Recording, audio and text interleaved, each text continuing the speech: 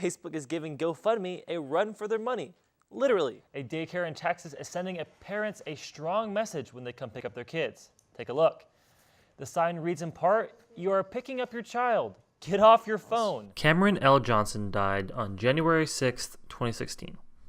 He, by all accounts, was a vibrant and caring soul whose death was an unforeseen tragedy. But even after his death, memories of him live on in the hearts and minds of the people who knew him. Taiwan, Jackson Overstreet, live here from Newswaves 32. We're here at the mouth of Malibu Canyon Road. Right now, as you can tell, this big rainstorm has hit. Quick update, Pepperdine University has been closed. Both the Calabasas campus and the Malibu campus are closed. The fake Sanctuary City sign that hung along PCH has sparked backlash across the Malibu community. The sign, as you can see here, was located under the Malibu City limit sign located northbound on PCH. Peak also spoke about what makes him stand out from the other candidates running for Malibu City Council. Our campaign is focused on listening to the residents here.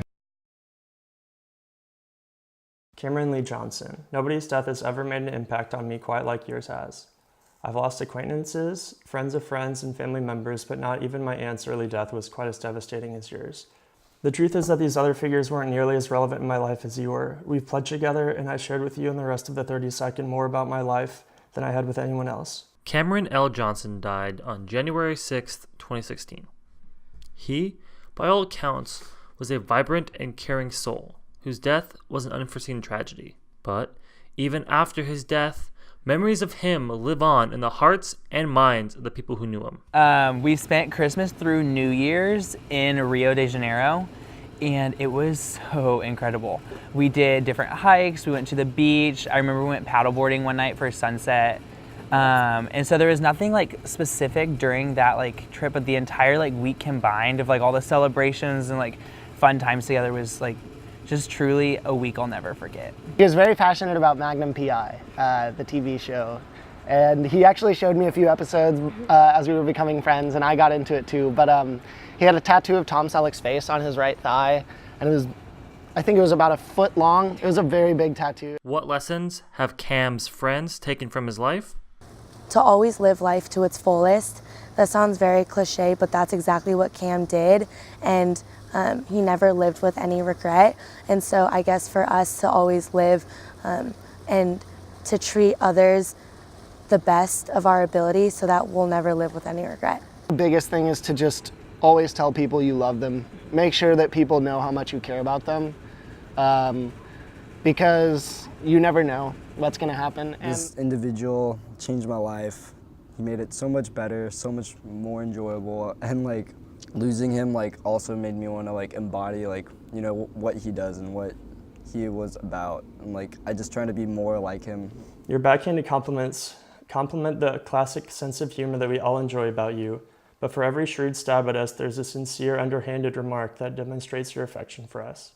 While I know I can never become as well-rounded and well-liked as you, I hope that one day I can be half as paradoxically charming and uncommonly thoughtful. Love, PJ. If Gary Johnson, the Libertarian candidate, if he polls 5% of the national vote, the Libertarian Party, whoever their candidate will be in 2020, will receive about $10 million of federal financing for their campaign.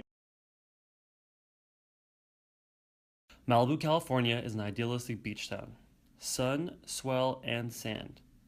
But beyond the picturesque views of the Pacific Ocean, there lies a growing problem: homelessness. And over the last number of years, we've seen a big increase in the number of homeless in Malibu. Homelessness has been growing in Malibu over the past few years. This data from the Los Angeles Homeless Service Authority shows a spike in nearly every category that they count between 2016's data and 2017's data. I'm here outside the Malibu Library, one of the most common places for homeless people to congregate. We're out here over by the Malibu Labor Exchange, and this is a place where really people can live and talk in peace without being judged by Malibu civilians. I came here to talk to a couple of the residents to see what services they really could use. One of the issues that we have is doing laundry. Laundry's a little difficult. We have to go into Santa Monica. They had a service the church was doing. Pastor Paul was bringing us into the valley for a while. The other thing that's a little difficult is showers, bathing, staying clean. We used to be able to do it on the beach, but they kind of ran us out of there. They don't want us showering where the surfers are. It would just be nice if they had some place where you could go where you can get cleaned up and shower and have hot water and, you know, feel like a person again. You know? Carol Moss, the head of CART, has been trying to fix this issue. Been working for a couple of years to get a shower van because we have no toilets, we have no showers, we have no laundry, and well, of course we have no shelter. But so finally we've got it, and it's free and it's beautifully equipped, and they offer to come here once a week. But suddenly we can't find a place to put it. So Despite this issue, there are still other services that are available. So Thursday night dinners is one of our biggest ones that we do. We provide every Thursday pretty much clothing that includes socks, shirts, sleeping bags. We gather sleeping bags, tents. We were able to get a shuttle and a shelter for homeless people to get out of the rain during the winters. The citizens of Malibu have shown support for homeless services in the past year by supporting Measure H and Prop Triple H, as well as having their first public forum on homelessness back in February. Why are Malibu citizens showing more compassion for the homeless? Fortunately, people react more when they see it in their own backyard, and that's a good thing. And it's too bad you have to wait until you see it in your own backyard, but I think so. It's more in people's face now. I think there's just been a lot more press about it too, and I think that Malibu has a big heart. Homelessness is still a big issue in Malibu, but there are plenty of groups trying to help solve it. For Newswaves 32, I'm Jackson Overstreet. Is that Iggy? That's Iggy the iguana. This is during the Tommy Haas year. Talk about front court seats.